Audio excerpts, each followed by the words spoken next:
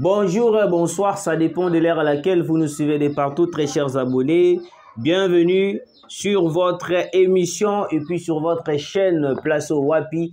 Toyaka Kusolola, Toyaka Kubeta Masolo, il y a République démocratique du Congo. Comme vous le savez, Toye Lisusu, abonné na biso, très chers abonnés. Bienvenue na la chaîne Namino Bolandara Mingi.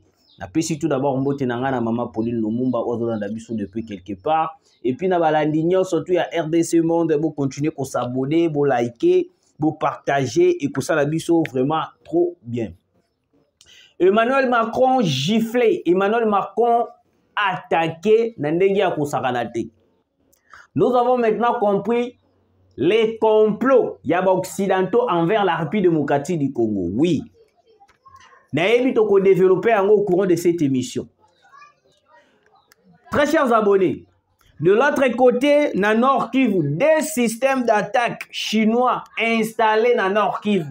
Place au Wapi Kagame akomi kubela kipelekese. Nga naebi sarabino RDN surtout très chers abonnés que non. Le président Félix Antoine Tshisekedi a kosa makambulo la Mobutu. Tozo solo là, mais na akobeta le sous de l'autre côté. Tozo solo là, ngape naza ko attaquer. Parce que na minute o na ko loba la mino bande ko nga ba abonné ya biso ya ba chaîne na biso bolandaka biso de partout. La situation est devenue très compliquée. Martin Fayulu de l'autre côté a kosa la campagne na États-Unis d'Amérique va soutenir par rapport au dialogue de paix. Na minute o na ngambu o ya Union européenne, Emmanuel Macron a sali déclaration à l'obi qui a noté hier à soutenir makambo nyonso to ekosala mana Luanda.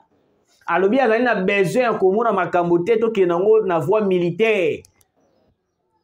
Na voie ya mando kité ya l'obi problème ya RDC. Et zo senga to vanda tout autour d'une même table. To solo là. So ke sengi to pesa eloko boy to pesi. So ke sengi to zo eloko boy to kabela batu boy to kabi. Pour que Kimia ekota na République démocratique du Congo. Yango moni to ko beta sete. Tout le pour parler nya tout ko so na Luanda, ezala to sali na Luanda, to sali na Burkina Faso, to sali les États-Unis. Il n'y aura rien de bon qui va sortir. À part ce qui va le dire que to signé un accord. Parce que le grand souci de la communauté internationale, c'est-à-dire accord. C'est-à-dire entre Bissona et M23. L'accord direct avec les M23, c'est la possibilité qui va rendre le calme à la République démocratique du Congo. Le Rwanda avait installé un système de brouillard. Brouillard et ça la réalité et coincé avion et mataté, drone et mataté et même si température mobimba. Yango monaki to koma ki na besoin ya ko somba ba avion oyo nani avion moiri ezali na capacité ya système anti-brouillard. Donc aujourd'hui la communauté internationale est en train de s'inquiéter. Pourquoi? Parce qu'ils ont compris que non, Tshisekedi a pris une grande décision d'anéantir Kigali. Bandeko nangai, vous partagez l'émission, vous commentez, vous partagez. Boyok alertir, Emmanuel Macron tente de soutenir les efforts de médiation de Luanda. Wana Emmanuel Macron. Soki tozongi mwa sima muke bandeko nanga. Les États-Unis d'Amérique, les USA, tant bazu basali déclaration na bango pe balobaki nini? Possibilité ezali ya kosilisa guerre oyo na voie ya négociation, pas na voie ya nini ya mandoki. Pas na voie ya mandoki. Balobi que non voie ya mandoki ekoporter kimia te na est de la République. Mais voie ya kosolo na Luanda ne yango ekoporter solution. Depuis qu'on a commencé à parler dans Luanda, je n'ai jamais vu, ou soit je n'ai jamais entendu une proposition visant aussi l'intérêt de la République démocratique du Congo. Oui, l'intérêt de la République démocratique du Congo n'a pas de Luanda. C'est pour cela que le président de la République abimisaki polele G ya Joao Lorenzo na Paul Kagame. Parce que bazaki na ba G moko ba ko coincer biso, ba pousser biso to kende jusqu'à ce que to kende ko dialoguer. Dialogue moko oya ko apporter les biso de l'autre côté. Kabila a signé les accords avec les M23. Pouvez-vous me donner la différence entre Kabila et Tshisekedi? Parce que Kabila a signé les accords avec les M23. Un accord, Wapimbo Cannabis qui est exposé. Tu ne qu'on même pas de décision. Aujourd'hui, la même communauté internationale qui a traduit Kabila en erreur, qui a amené Kabila à signer les accords, c'est la même communauté internationale. Oh, lelo bazongeli biso ba ko soutenir makambo ya Rwanda. Ngala isa kabino la communauté internationale va soutenir ka projet moko ya pambate. So on dit la communauté internationale va maintenir position na bango que te to lingi eloko bo sala yango boye ba keno intérêt moko ezali na kati. Bazo soutenir pour parler à Rwanda parce qu'ils savent ba yebi que non intérêt moko ezali na kati wana. Intérêt Zalini, accord direct avec le M23, signer un accord direct, brassage mixage au sein de l'armée, service de renseignement congolais et comme assiégé dans Rwanda. Et puis toutes les décisions de la République démocratique du Congo, elles à la basée dans les occidentaux et puis dans les Rwandais. Pensez-vous que le pays va développer? Moi je ne pense pas. Et ça le président français mon corps. Ah, comme on a écouté Kimanga, peut-être un mususu bandeko bazali tout autour nangai technique nande kunanga mususu journaliste baroyi ko se rappeler. Ils ont un président français moko yaka awaloba que non richesse ya Congo l'équipe munene il faut bo partager à mona ba voisin na bino mususu.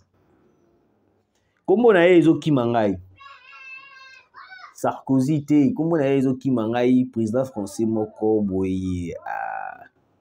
Le nom m'échappe.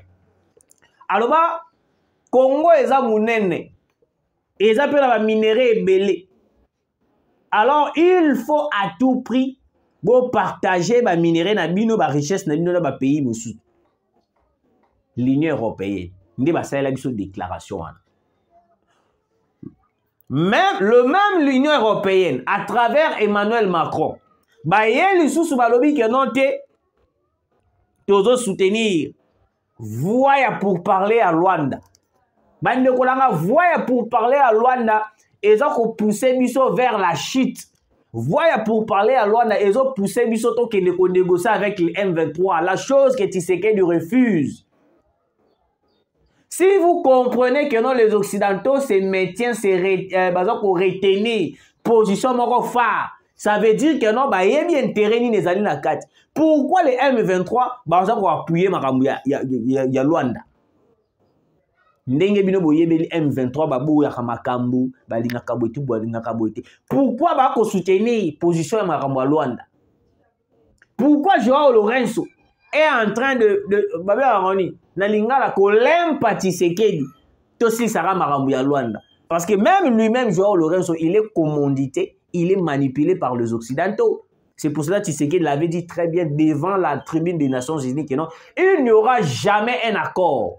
Il n'y aura jamais de dialogue, il n'y aura jamais de brassage mixage au sein de l'armée à Cannabis.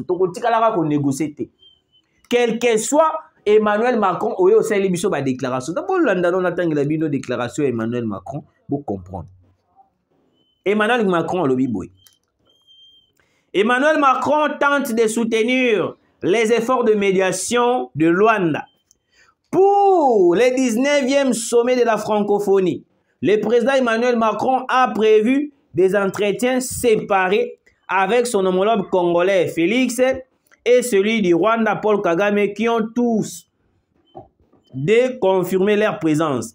L'événement se déroulera du 4 au 5 octobre à Villers-Cotterêts, une commune au nord-est de la capitale de France.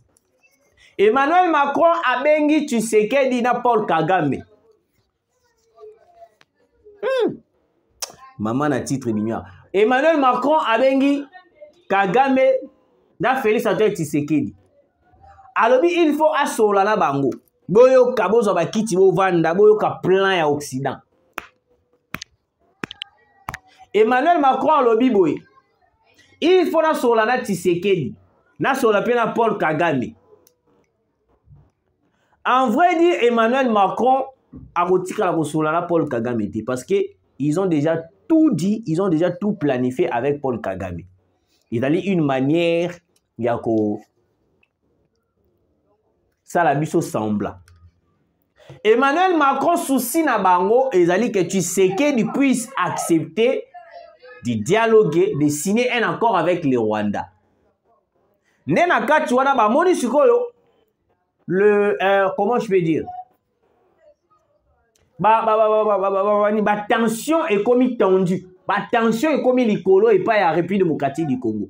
Parce que si vous allez vous rappeler, dernièrement, on a réceptionné plus de 5 bateaux, plus de 5 navires de guerre en provenance de Chine et puis de la Russie.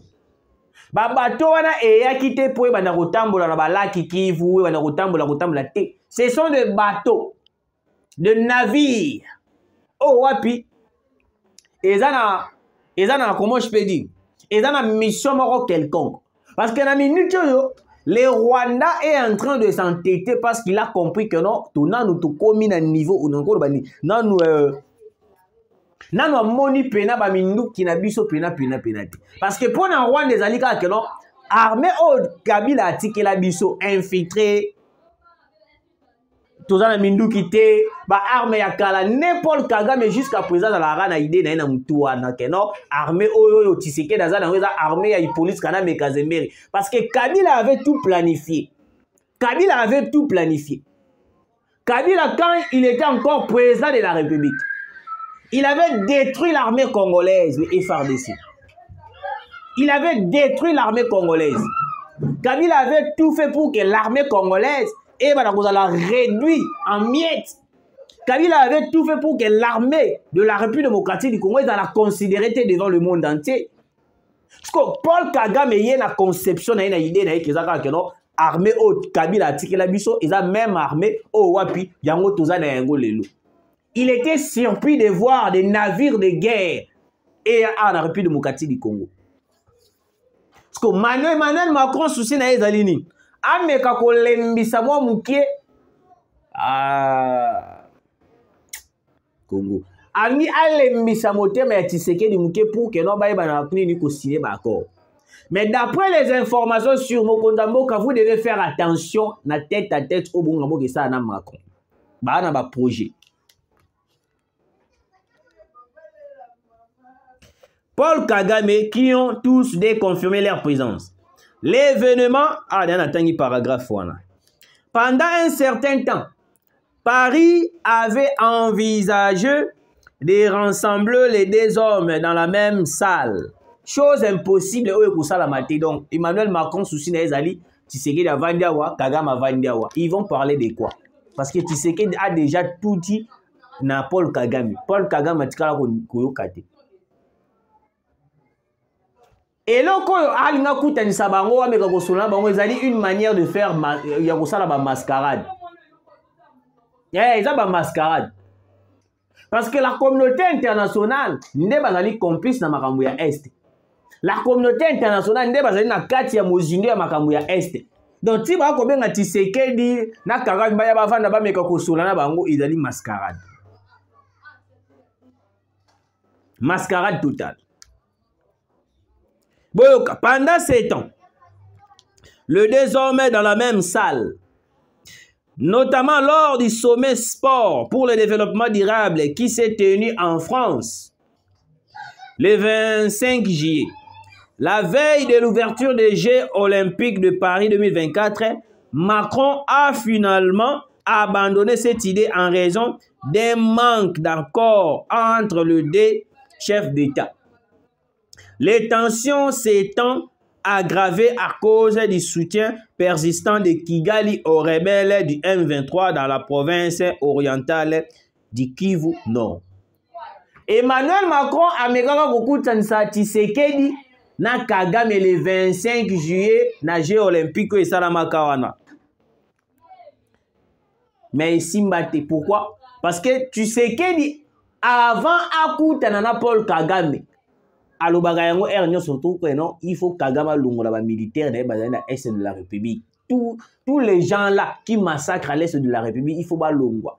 Ceux qui va Longwe, nde biso to ko accepter kokutana na Paul Kagame parce que tozongi lisusu na sima place wapi on dit que non, on ne négocie jamais avec un terroriste. Terroriste ba négociera na eti o négocier na ndeti ni boko sola ndeti nini yebisanga elo nini yo vanda bobani o sola na terroriste parce que terroriste a un objectif na ezali ko bomba ko luka eloko moko quelconque parce que yebisanga boko sola ni na terroriste c'est grave. Depuis lors, la France s'efforce de s'assurer que les deux parties ratifient l'accord préparé à l'avance par le chef des services de renseignement rwandais et congolais avec le soutien de l'Angola. Omoni maramoto kozongara na makambo Angola. Nebo comprendre pourquoi souci na bango ezali to continuer na Angola. Makambo Angola. Nde yango ezosongisaka biso kaka. On refuse de dialoguer avec les M23, mais ils nous poussent une fois de plus d'aller parler à Luanda pour tomber sur le piège de rencontrer les M23. Parce que les M23 ne sont pas des Congolais. Ils ont piégé au Bazako. C'est la biso. Bande Korangaï, des systèmes d'attaque chinois au Nord Kivu. Match Balouki na ABC Bino. Bande Korangaï, la Chine et la Russie. Balingi ba comme sande la RDC grande puissance. Dernièrement, automonaki ba bateau de ba navire de guerre et ya qui to réceptionné qui ba navire de guerre et ya qui na mabele na biso. Ce qu'on a mis nicho na ko sabino des systèmes chinois ont été installés na Nord Kivu na Goma. Place au wapi souci na biso ezali nini. Des systèmes d'attaque pour les aller nini parce que tout va tout cela, tout bête ma solo. Pendant la période électorale, pendant la campagne électorale, le président de la République Aloba Kiboye, il est possible depuis Goma, de atteindre Kigali. Pendant la campagne électorale, tu sais qu'elle avait dit très bien, et puis Abandela on va t'appeler 2 à 3 fois. À partir de Goma, il est possible d'atteindre Kigali. Donc, le deux systèmes d'attaque chinois auto-réceptionnés dans minute dans Mboka na biso. Nous allons attaquer directement Kigali. Tu sais qu'il ne vise plus à attaquer les M23. Parce que ils ont le coup là, le bandit tinini.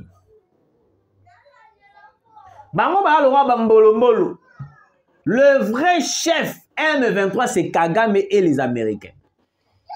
Le rôle a toujours coincé déjà les Américains. Et c'est ce qu'on met parce qu'on a M23, Kagame, Kigali. C'est pour cela que nous avons pris la décision. Nous allons attaquer directement Kigali. Nous allons attaquer directement Kigali. Parce que nous avons compris que non, Kagame a kota na mabele na biso sans pourtant être frappé, tapé, tabassé. Il y a un moment qui général moko alobaki que non, munguna soka koti na mabele na bino. Alors abetu a violé bino. Aïe bibino azo bimi pa kei. Tiens, il faut azonga na cercueil. Et li koloba ete keno. Au monde ba M23 ba côté na mabé na biso. Au monde Willingo ba côté na mabé na biso. Au monde Corday Inanga ba côté na mabé na biso ba ko bima bibembe. Leurs corps seront rapatriés au Rwanda. Matang ekozana Rwanda. Le deux systèmes d'attaque chinois o ezana mabé na biso d'ailleurs installé yango. Et là, un système très professionnel et puis sophistiqué. Oh, wapi. Et tout ça qui commande direct qui coule à la Chine. Parce que la Chine, en ce moment, a commis son partenaire privilégié dans le vrai. Parce que les États-Unis, ils ont son partenaire privilégié à l'Ukuta. Mais le vrai partenaire privilégié au Babengibiso, c'est la Chine et la Russie. Parce que la Chine et la Russie sont sincères envers la République démocratique du Congo. C'est pour cela que vous avez compris que non, depuis qu'on a signé un accord direct avec la Chine et la Russie, les États-Unis, la France, sont mis très agités. Déclaration compliquée. Nous là, on n'a pas peur de Paul Kagame, ni au moins de la communauté internationale. Nous sommes un pays indépendant. Nous sommes un pays indépendant. Tous indépendance pas bâti. Comment est-ce que vous visez à balkaniser un pays qui ne veut pas être balkanisé? Qui ne veut pas être balkanisé? Donc, il va ça la biso piège au Basara Soudan. Soudan et Kabouana, Soudan et comment Soudan dans Soudan d'ici. Ndeba il va ça la biso. Na mona carte d'Afrique et plutôt carte de RDC divisée en 4 parties. Yango on dit le jour tobomaka bato oyo na Grand Katanga. Bato tobomaka na Grand Katanga wana. Moïse Katumbi azaka muta liboso atelema lobi bobomi bato ya secte religieux moko boye. Comment est-ce que comment je peux dire? Comment est-ce que pouvoir ya Tshisekedi comme pouvoir ya ba sanguinaire boye. Bato ya église ba ko tamona bango bino bokembo mo bango. Ngana mituna la question. Si réellement ils ont un secte religieux. Si réellement ils ont un secte religieux. Pourquoi jusqu'à présent représentant